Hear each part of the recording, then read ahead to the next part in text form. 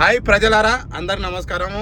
అయితే ఈరోజు పోలింగ్ అనేది పరిగి మున్సిపాలిటీ పోలింగ్ అనేది బయటకు వచ్చింది. పరిగి మున్సిపాలిటీ పోలింగ్లో అయితే నేను చెప్పబోయేది ఏంటంటే, రామయ్య ఏం చేసిండంటే తొడగొట్టుకొని మరీ చెప్పిండు. నేను కూడా కొట్టుకుడా ఆవేశానికి, కానీ తొడగొట్టుకొని మరీ చెప్పిండు. బోగోసోట్లు అన్నాడు, గతంలో బోగోసోట్లు అన్నాడు, ఇప్పుడు దమ్ముంటే గెలుసు చూపెట్టు అని చెప్పిండు. మరి రామయ్య ఎక్కడ పోతివే, ఏం చేసివే పరిగిని, ఎటువైనా పరిగి ఏంది నువ్వు బోగోసోట్లు ఉన్నాయంటవి, మరి బోగోసోట్లు దమ్ముంటే గెలిచి చూపెట్టమంటవి. మరి అక్కడ ఇప్పుడు ఏం జరిగిందే, పరిగిలో ఏం జరిగిందే?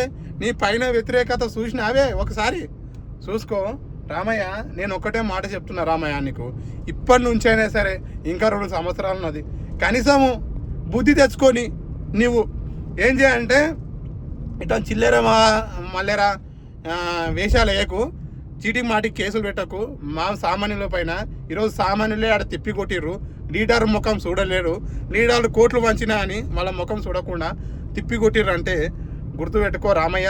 నీవు ఒక ఎమ్మెల్యే ఉండి ఒక మళ్ళీ ఇంకేంటి ఒక సీఎంని తీసుకొచ్చి ప్రచారం చేయించుకుంటూ కూడా పరిగి గడ్డ మీద, మరి పరిగి గడ్డ మీద ఈరోజు మహేష్ అన్న గడ్డ అయిపోయింది.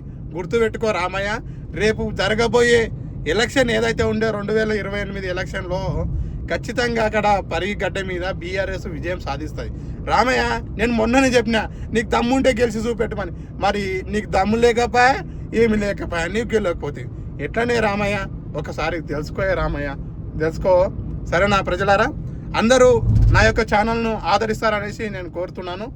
షేర్ చేయండి, లైక్ చేయండి, సబ్స్క్రైబ్ చేయండి.